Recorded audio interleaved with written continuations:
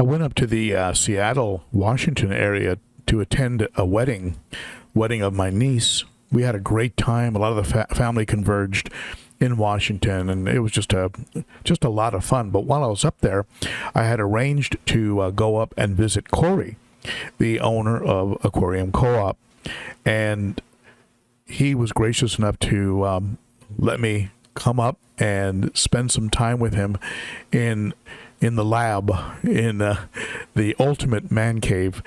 And it's just like a combination giant fish room, recording studio, and laboratory where he can do experiments with new products and try things out with plants and decor, and it's just quite the setup.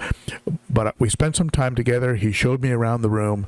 I've pulled a couple excerpts out of this and made standalone videos about specific subjects that you could go ahead and look up. One of them about his comments on 3D backgrounds, another one on plants in a cichlid tank, life plants in a cichlid tank. So you can look up those videos, which were pulled from this longer video.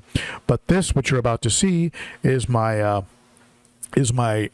tour and walk around of the tanks that he's currently keeping in his man cave laboratory up there in Washington. So let's go ahead and take a look at that, and I hope you enjoy.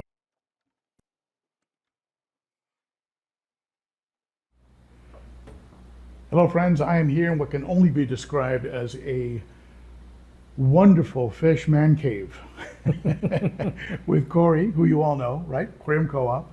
And we're going to talk about all kinds of topics related to fish after he gives me a little tour of this. This is not the shop.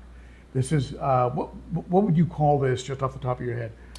Now I'm calling it the studio again because I keep setting up little sets to shoot, but for the last 6 or 8 months it was the office because it's my office, and then I have my fish room. And being that I've dialed it down from like 70 or 80 things of water down to like 30, it's not necessarily my fish room anymore. So yeah, it changes. People can call it anything, you know. Hey, that building filled with things. Like, yeah, that thing. Yeah, we're there. Yeah. Yeah. Well, it's in a beautiful setting. It's got some beautiful trees, a nice pond that you can see here, and some B-roll that I shot earlier. It's just a wonderful setting and perfect for filming because it's very quiet. And he's going to go ahead and show us what's going on in here right now. And like so many fish keepers that I've been watching recently, he's scaled it back a little bit. You know, I talk about this a lot, right, in videos about when it starts to become a little bit too much work, right? And when you got to balance it being both your business and your hobby. I mean, it can be a very interesting balancing act between those two. It's very hard to answer the question. Are you at work right now, or are you having fun right now? Like, well, a little both right now. Yeah, that's right. It's got to be fun. It's got to be fun. So let's take a walk around, and then we're going to sit down, and I'm going to hit him with a couple real quick questions about some topics that you're going to want to know about. So let's go ahead and start off with the tour, and then we'll sit down in this little comfortable seating arrangement he has over here, and we'll jump into some fun fish talk. What you have going on? All right, so from the center of the room, kind of where I'm working on projects, this is my main love. I would say the 40 breeder wall. Half the time I hate it. The other half time I absolutely love it. Depends on how the tanks are looking, but I think I need about 6 of them, even though I have 12 of them. And so if I want to keep 6, I need 6 more for testing. So like in this aquarium right here, I was actually testing a product and it made the water turn all milky. And so I don't think I'm going to carry that product, but now you guys wouldn't have to experience that. And you know, not only is it, I have to test it again because like maybe it was my water structure and this tank caused this problem. And so then you got to go like, well, why not try it in this tank and see if you have the same problem. And yeah, so this is mostly, this has shrimp that I don't like, which are blue-black shrimp that I breed and sell at the store. And I've got some swordtails in here that are wild caught, or they're not wild, they're wild type. And they've got the longest swordtail, so the Montezuma swordtail. They get longer than they are, body length, but it will be redone. Right now it just produces fry and babies and stuff, and so it's not the first one to get redone, but I don't like keeping too many things that I personally aren't enjoying. I like, because then it becomes too much work. When it's, hey, go keep that thing you don't like. Well, that sounds like a lot of work. If you're playing with the thing you do like, then I can justify it more as hobby time instead of work time. And so a lot of times in work time, I need to be in spreadsheets or something. So this will be one of the first ones to change. But, as I've been overhauling all of them. I've got my light that I can't sell anymore, which is a big bummer. But I turned all of the tops. I had glass cut, and they're all into sliding tops now. Oh, nice. So it was actually my intention to pull all the lights forward. That's what I do when I film, is I get the light right up front so that the fish are lit up and everything. It does give you better lighting, I've noticed. Yeah. Now, those plaques are nice. Those are for 100,000 subscribers. Those are the Oh, gold yeah. and silvers. Yeah, so this is the 1,000,000, and then I've got the 100,000 for both the channels. The more Aquarium Co-op channel, which we were using for a while for content we didn't think was quite good enough, and then just the original channel when we got that Very nice. originally. So Nice plaques. Very Yeah. sought after in the YouTube world. sought after, and just a reminder of it's been a long journey. It's been almost 10 years on YouTube at this point. Wow. But yeah, Got some more shrimp here. lots of shrimp, cherry shrimp bestsellers by far. Pairing them with my little dwarf red platies, and then more testing going on. You wouldn't know it, but this is a different variety of water sprite that is actually a wider leaf. That's all we're selling now, I believe, and it's got a cool floating mode to it. But when I got it from the farms, it brought in duckweed, which I have another product to test to take out duckweed, which hopefully 3D printed, so everyone can make it for free once we release it. I've got a duckweed infestation. Yeah, that happens. That You've, happens. Now, are these holders yours? Because I know you sell the sort of pot holders. Yeah, so these are, they're sold to us as fancy mountains, and they're ceru stone that's been carved and then coated a little bit. And we buy them from one specific place, and they're kind of expensive, but I love them. And we sell them only in the retail store. So they're real rock. Yeah, real rock. One Yep. piece that's been carved out. Yep. Nice. So And it's not plastic. No, yeah. Real rock. I noticed over here you got a white stripe rock here. Yeah, so this is called chicken bone stone. And again, we sell it at the store. Not expensive to import, really. Chicken bone stone. Yeah, sometimes maple leaf rock, they call it. I don't know, give it a name in whatever country that might sell it, and they're going to give it that name. But Love the striping on it. it's a little more delicate. If you crack them together, they kind of flake off. And but yeah, different look a little bit. And we're hoping someday to maybe sell rock online again, or at least to other stores. It's shipping rocks around is not profitable either, really. And you'll hear me talk about profit a lot, but when you're doing things in scopes of millions and you have 20 to 30 employees at any one time that their families depend on you, I have to make sure that it is viable, because there's things that we'll do for charity and other stuff that yes, that of course we don't make money on that, but when you try to do something to make money and it's not making money, you can't do that very long without going out of business. So we've always got to keep our eye on everything going, is this a viable thing? Yep. Shipping rocks around the world, that sounds expensive. A business making money is not a bad word. Yeah.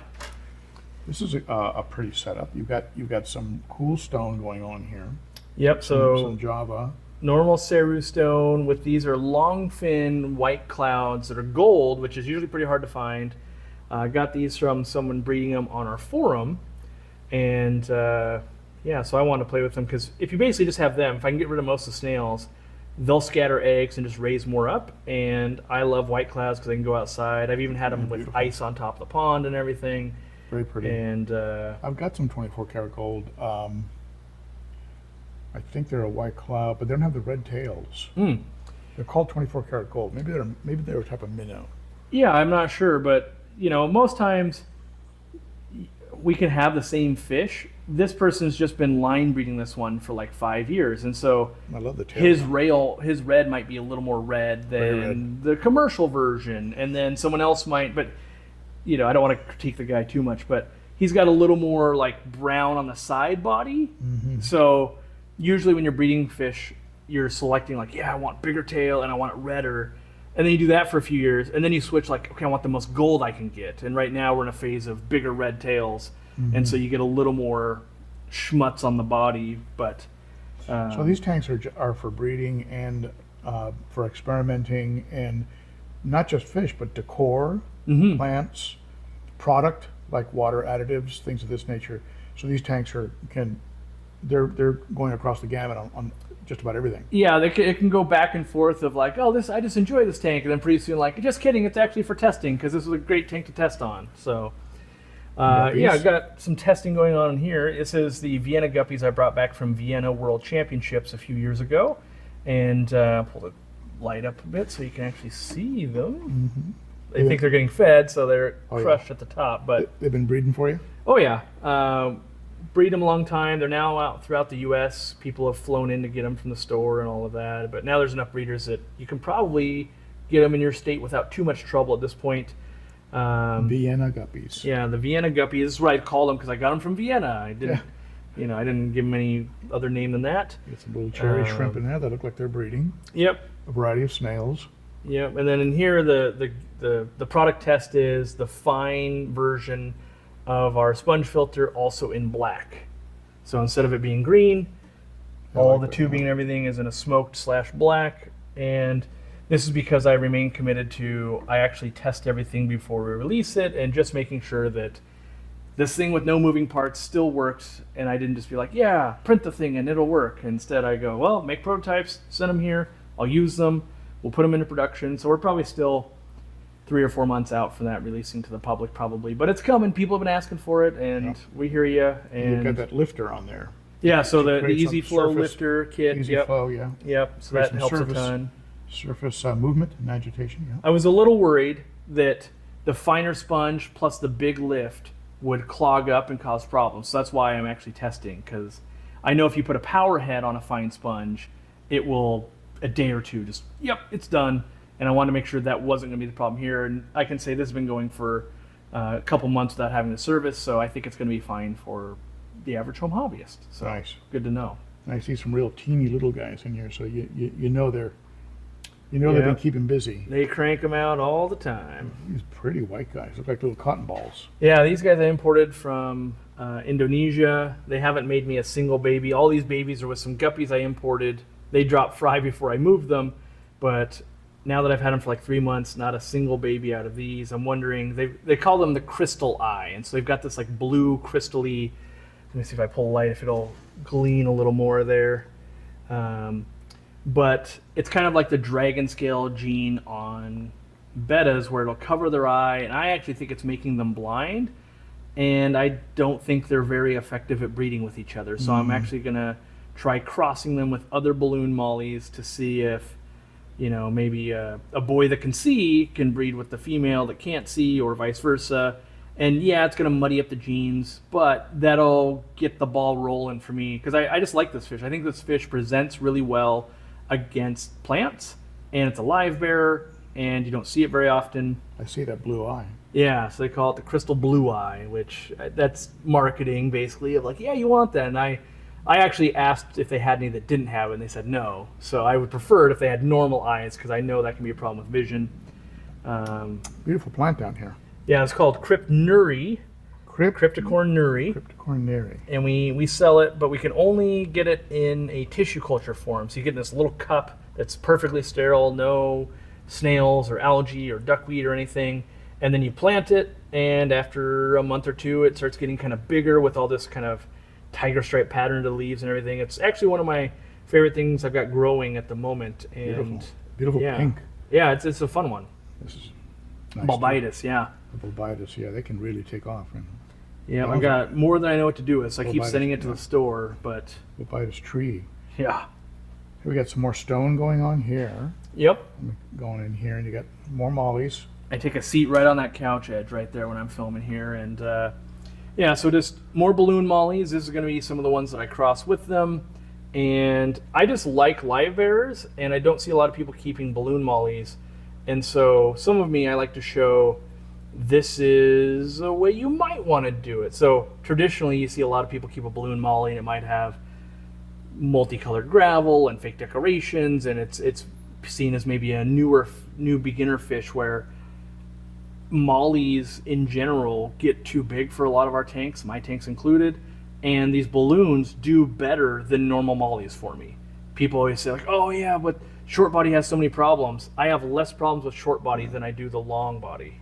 So the short body and with the fins like this. Yeah, it's got the leer tail and the high dorsal fin. And so That's a beautiful you could think, like, what if that fish mated with these platinums? Like, oh, you're getting, if you could get that leer tail and the tall dorsal and that platinum white, that'd be pretty fun. So that's kind of where I want to try taking it. Really nice. Yeah, and all the little ones in there are all bred up in there, and so they're started out with a group of 6, and now I've got those. And more of the carved out rock. Yep. Which is very cool. Let's take a look at the other half of this. We've got how many total tanks here? 12. 12 across here. Yep. And you said something about doubling them or something. You're talking about doubling the number of tanks? No, I think I need about 6, but I keep 12 so that I have enough to do testing, so I don't instantly have to go, let me tear down one of my favorite tanks and do work. I don't want to give up my hobby. Like, my big thing, whether people will believe me, is I am a hobbyist first and a business guy second, and that if I had to go get another job, I would still keep aquariums, but I'd also want to. I meet a lot of CEOs of companies in the fish realm, and they haven't owned an aquarium in 10, 20 years. And so you try to talk shop with them, and it's like, oh, you've never tried that thing. Okay. And so I just keep thinking, what I learned is, how could you be in the hobby and know what's good for the hobby without participating in the hobby? And so I feel like, if I was the cook, you got to taste what you're cooking. Like, you can't, it's like, oh, it's always great. Like, how do you know though? And so I like to play with stuff all the time, and that's my hobby, but also because I do it all the time and turns out I'm okay at it, I can make some money while doing it too. So this is a tank where everybody always asks, what are those crypts? They're just crypt when deadeye reds. They just get big here in my water, and yeah, it's taken a while for them to get this big. It did it without injecting CO2 or anything. I do inject some CO2 now. Actually, yeah, this one. Do you use the tabs and the liquid fertilizer? Yeah, so I use Easy Green every week, and let's be real. I'm lazy. I use Easy Green every 2.5 weeks because I forget and I get busy, and then root tabs probably every 3 months or so, and so that's where you can see little holes and stuff. When I'm good at it, they're looking great. When you do water changes, do you do the pump, like one pump for every 10 gallons you pull out, or do you just do like 2 pumps for everything, or do you have a measure? Like, are you really strict about how much you put in? Not at all. So I dosed yesterday. I put in 10 milliliters, which would be normally a normal dose would be 1 milliliter per 10 gallons, so 4 milliliters. I just kind of dose it in, and what I find is when tanks are seasoned and well established, they can take a lot. And so what I mean by that is like, well, I overdosed, it's fine. Just like a new guy at a job, he can barely get the job done. But the guy's been around for 20 years, like, oh, things went wrong, but he handled it, right? And that's what tanks do, is like, here's a bunch of fertilizer, because I keep forgetting, and they go, oh, give me that. And then if you put way too much, sure, you might get green water, but honestly, they will take such a wide range once they're established. And so I basically call it cooking to taste, when you're really good at it, people just, I just make it. You're not measuring everything anymore. Sure, that gives a whole different meaning to the seasoned tank. Yeah. Which I've talked about a lot, by the way, in videos, and I've alluded to you in the videos where I talk about a seasoned tank. I have of course, the discus tank I started, but that was an older tank with a very good established beneficial bacteria in the substrate, and so I think that's helping to get it going. It was already like pre-seasoned, and like in the discussion of a UV light, it was like, well, I wouldn't necessarily put a UV light on an unseasoned brand new tank, but a seasoned tank, you get a lot of bacteria. It's not floating around the water column waiting to settle, and so it's that's an incredible plant. My goodness, we got quite a jungle here too. This one's pearling like crazy. Yep. So 24 karat gold guppies in here from 2 different suppliers. Very few are actually the 24 karat gene, where like this female has it, where the gold is almost more of a metallic. It's like a jumbo guppy. Yeah, that is just a female that's been fed well and it's got decent genes going to it, and she cranks out a lot of fry. But I routinely runt males are after. Oh yeah, so I routinely basically come through here and remove all the males that, like, this male's pretty gold, where this one, like, he's more pastel. Like, the ones that aren't very gold need to come out. They're just going to keep muddying the genes. And it's a real lazy way to breed, by the way. And I didn't like doctor up the tanks or anything for you, so you can see all the spot algae on the front here. If I run the light, if I forget it to be up front too much, I'll grow a bunch of algae, and then I only knock the algae down like every month or so. So I'm trying to get, my ultimate goal, honestly, is low energy aquariums. And so, you know, people say low tech or high tech. Low energy. I want to be able to feed and enjoy this and maximize enjoyment without like, I gotta scrub the glass every week and I gotta do this, and that's not necessarily fun. You like the results of it, but you don't like the work. And so I would rather run my light back or more dim than have to scrape algae all the time. And so, But we're not talking like a muddied Father Fish style tank. We're talking something else here. We're talking about a tank that I don't like the visuals of a dirted tank. People can like what they want. I don't like tannins, so I don't like the brownish water, and you can water change through that technically. I just, in general, I don't like sand either, so none of my tanks run sand. I don't like that look either. Because I don't like tannins, I don't run wood either. I understand the merits of all of them, but everybody, like, if you don't like pizza, don't cook pizza at home. Cook whatever you like, right? And so I think of the Father Fish method or the Wallstad method of like, yeah, this is Greek food. Well, if you like Greek food, keep making it. If you don't, just make a different food. Yeah. I'm kind of a hybrid. I use deep substrate. Yeah. But I'm not going to the pond to get stuff. I'm too afraid to bring in viruses. But what's the back here? You've got this purple-looking sword. It looks like. What So is that's a tiger. What do they call it? They call it a tiger spiralis crypt. a tiger spiralis. Yep, spiralis. Yep. Beautiful. I love I'm the waiting for it to pink. make more, and I've got them in 2 different tanks, and they haven't made any more for me. I got those from Dean. Luckily, he brought me some, and while doing well and getting bigger, not really hasn't spread yet, so I can't spread to other tanks. But crypts are known to be slow to make more. But once they establish, they're very strong. Yeah, but if I could, get that many in a tank like we just saw, or this many, like, that would be quite the look. But Now that's some pretty. Is that the Cero? same ceru stone, yep, just natural. Yep, Yeah. just natural. Got some longfin rosy barb fry in here because they transferred in on a plant. And I've got orange shrimp in here is what is just chilling because I see one right there. I was breeding some different bettas and stuff in here for a while, and then moved all that out, wanted to get some more shrimp colonies going, and then all the fry, with no adults, all the fry raised up, and I was like, well, I better raise these up. And so now it's any day I should go and catch them out, move them to a tank where they won't, harass shrimp in here. You got a lot of them. And we didn't talk about these barbs here. What are these like? These are the neon rosy barbs. Neon. So they're not roses. long fin, they're just kind of a different.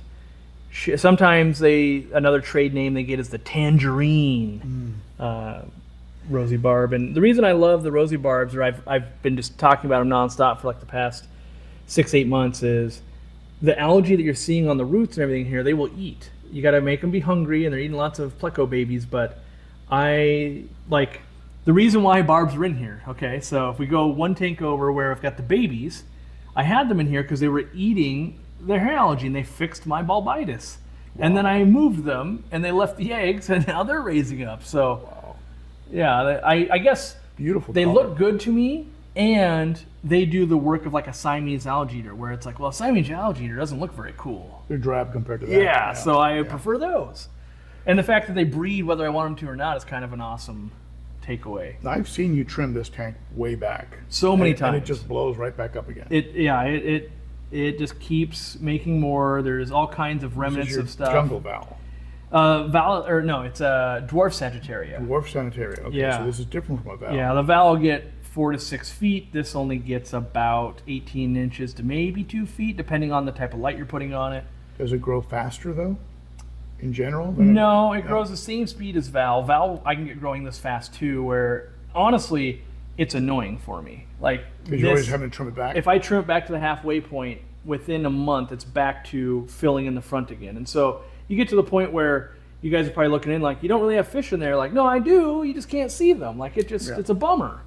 And so I try, again, that low effort, I try to make it where, if I have 25, 35 aquariums, you're not having to go, well, every month I have to do this. Because now if it's a 1 hour project, you're like, oh, I've got 25 hours a month worth of maintenance, just trimming plants or just doing that. Like, that's not great either. But they do work well for breeding fish. So that's nice. And I can, populate other tanks if I want to. I'm actually considering moving a bunch of this into my African cichlid tank. And if they chew on it, I'm fine with that. If they don't, it'll look cool. They'll chew on it. Yeah, they will. They do definitely chew on it. So, but But I'm you can okay also with export that. it to the shop for sale, right? I can, but a lot of times it's just honestly too much work.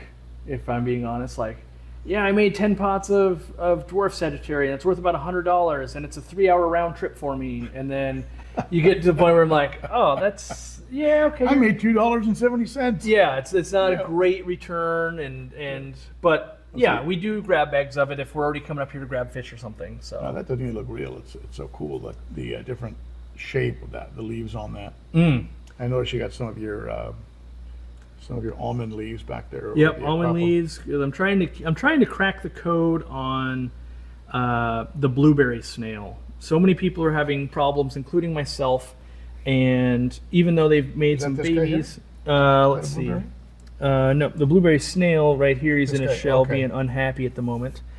But there's one happy in the back, and I've made some babies, but I haven't had long-term success with them. They're a live-bearing snail, and they look really cool when they're up on the glass for you.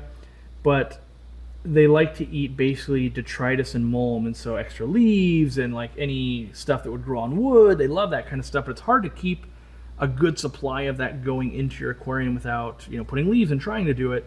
And some people, they say, hey, I've made a baby, and it's like, cool, but have you kept him for a year? And most people haven't. And I know the guy that discovered him, Chris Lukup.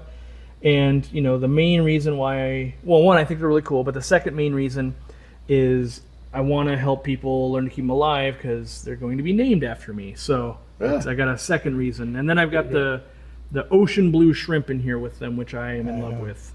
That's a beautiful little shrimp. I was Yeah. checking them out here on the camera. They got the nice, then you got a nice blue to them, and not It's a deep, like almost a navy. yeah, and where like those other blue black shrimp are kind of blue black brown, and like these are actually true blue for me. Mono back there? Yep, big old Amano. Big old mono. They're Yeah. cool.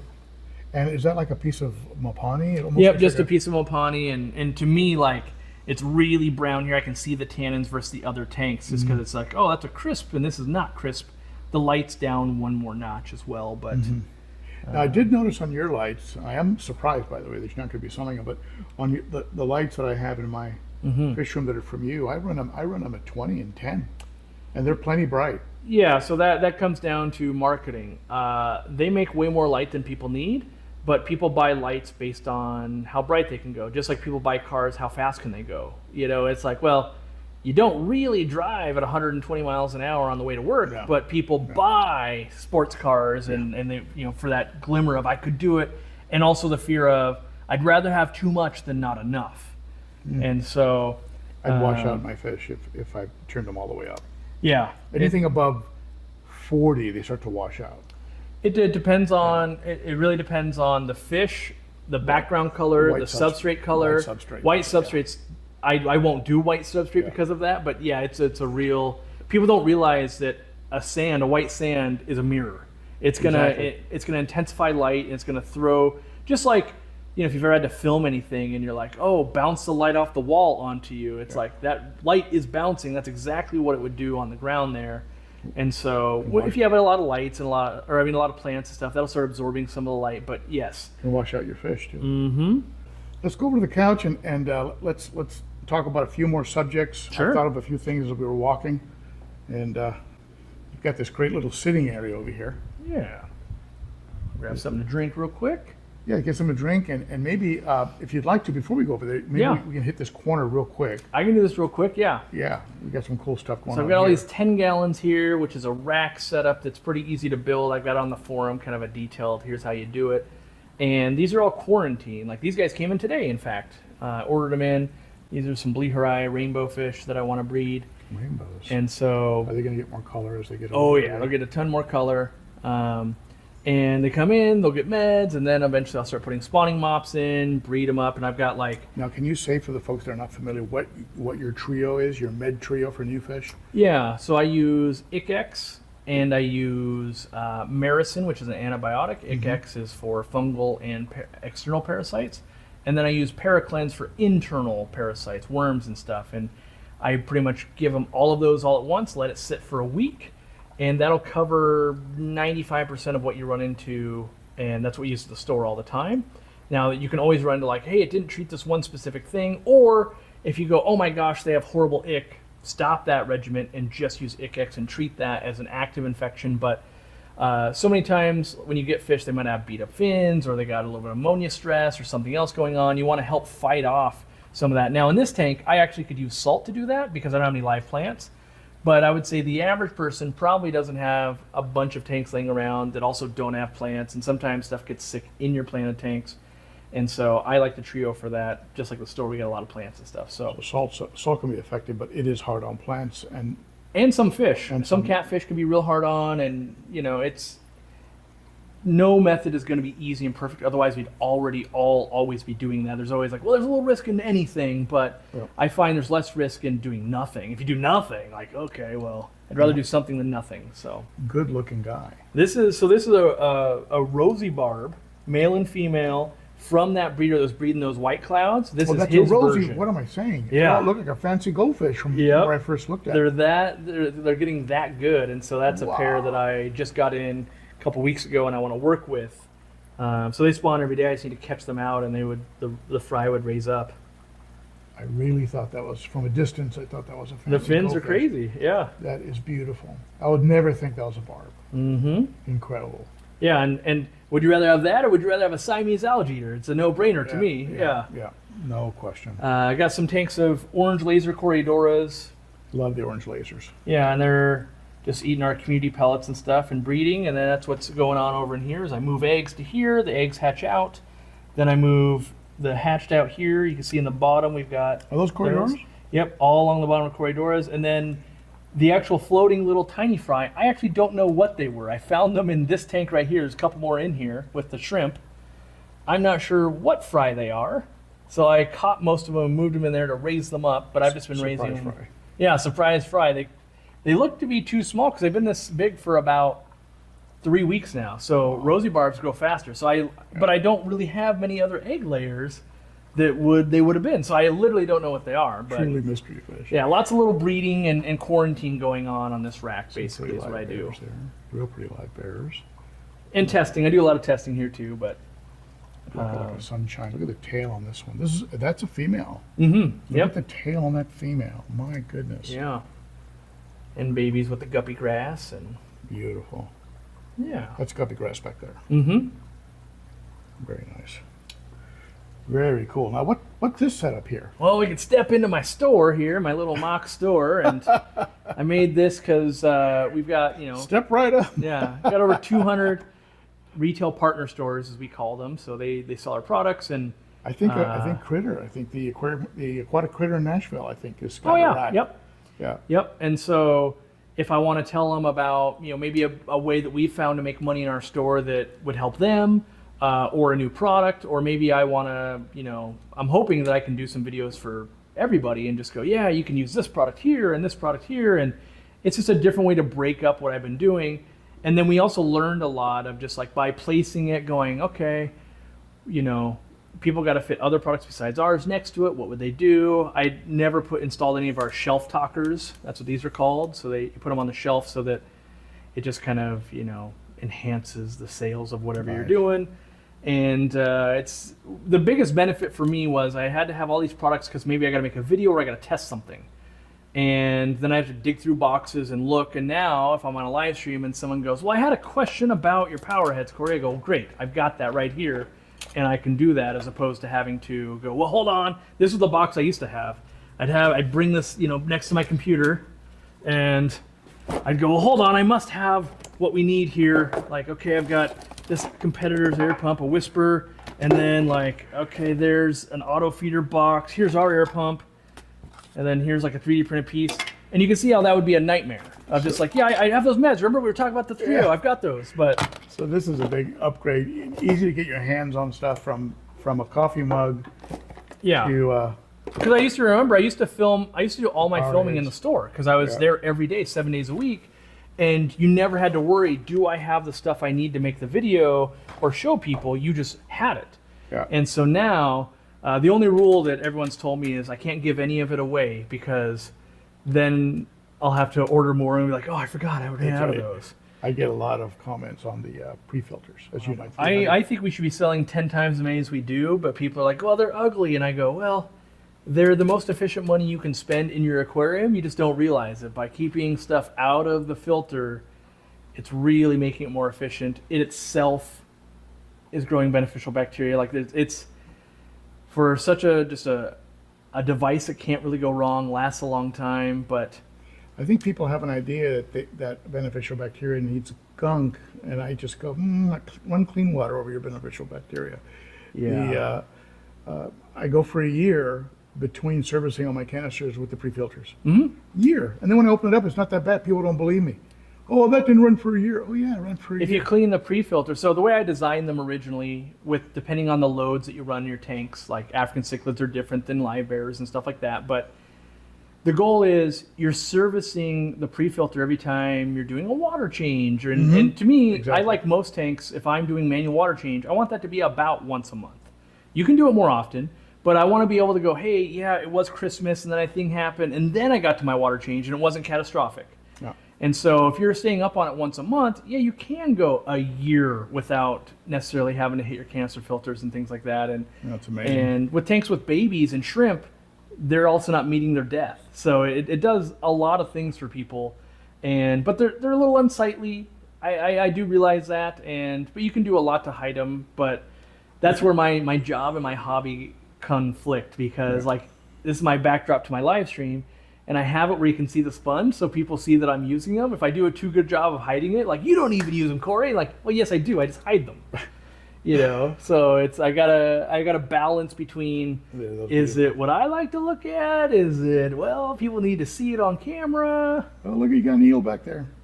Yeah, that's quite a rare one. It's a Tanganyika ellipsifer eel Wow, yeah, I was going to say. from Lake Tanganyika. And that's not a tire track. That's not a fire. Yeah, they only get about 2 feet long, and they don't get much bigger, round, or anything like. So they get real long and slender, and they're real peaceful, and they just love to eat frozen foods, basically. So I just think they have the cutest temperament. yeah, it You've took got me a some long time wood to and find lava them. rock. Yeah, all lava rock in there, just chunks of lava rock. Yep. So you were looking for that specific eel for a while. Yeah, I had one, and I loved it, and my first Mabu puffer accidentally bit his back out. Oh. They both went for the same piece of shrimp, and the puffer is 2 feet, and so they look at it from the side, and then they see it, and then they gotta like come over and get it. Oh. And in that time, the eel darted out to get it, and the puffer just bit the back of him, and then spit that out. 'Cause he's like, "Well, that's not the shrimp. What is that?" But that was a mortal wound. The guy died like a week later. I tried, with meds, but it's like, it's like getting a shark bite. If this is just gone all of a sudden, it's like, well, yeah, I don't know if a little antibiotic's gonna fix that one. Hard to recover from. Yeah, like you're literally missing part of your backbone. So it was a rough products one. I use. I use the Easy Grain in my planted tanks. I use the root tabs. I've got that dechlorinator. I'm going to be calling into action. Like I use your strips. Yeah. A lot of the stuff in here. I use that in my filters, your media. Love the hose, the airline, because it's very supple, very easy to get on and off. Yeah. And of course, I use all your pumps. This right here, these little caves have got me with about 200 plecos now. So Nice. unintentionally. The dry foods are amazing, and they go crazy over the bloodworms, the tube effects. And I'll tell you what really is amazing is this magic food. Yep. I just you have a little bit of moisture on your finger, Mm-hmm. and so I just put my fingertip in there, and then I just dip it in the tank, and it all comes like sort of magically off your finger, starts drifting around.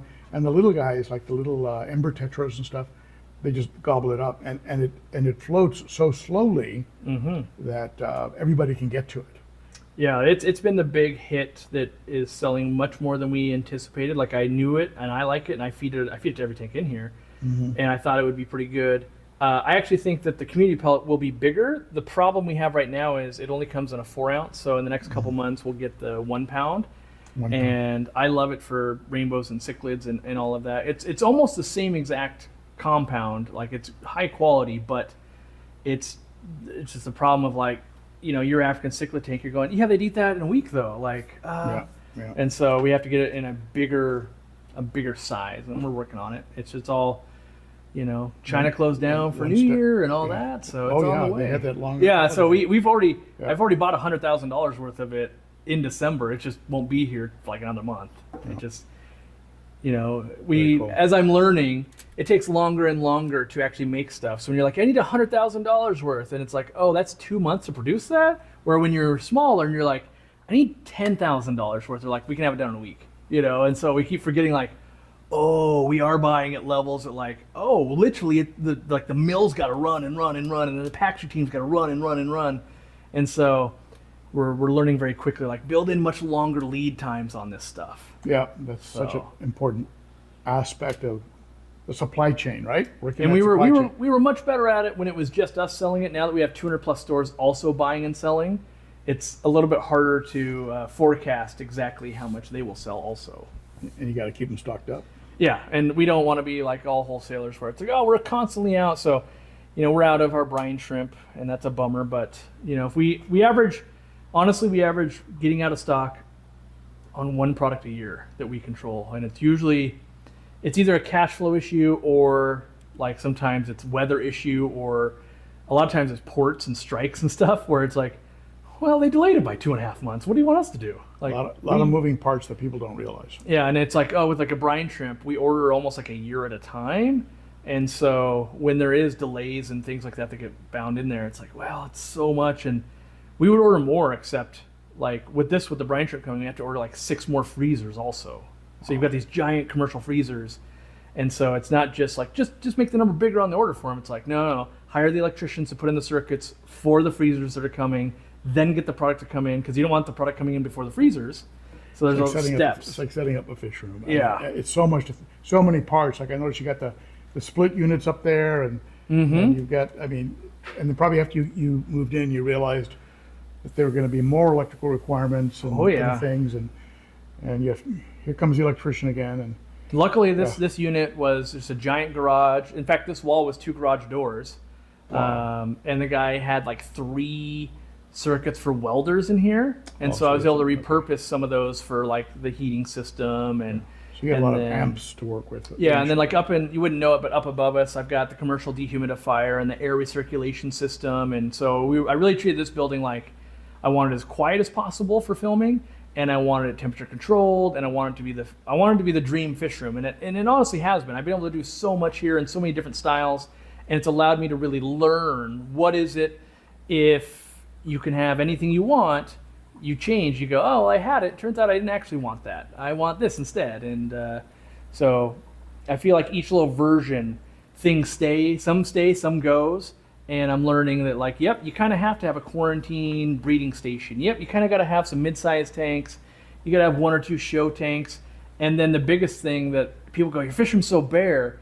And I go, yes, I need more space all the time. I got to do a project over here. This thing's coming in. I got to do that. And so having the room to breathe and walk around in the fish room is what I'm most missing when I'm in someone else's fish room trying to film, or, because in a traditional fish room, there'd already be tanks like right here. So your back would be against a tank trying to do this.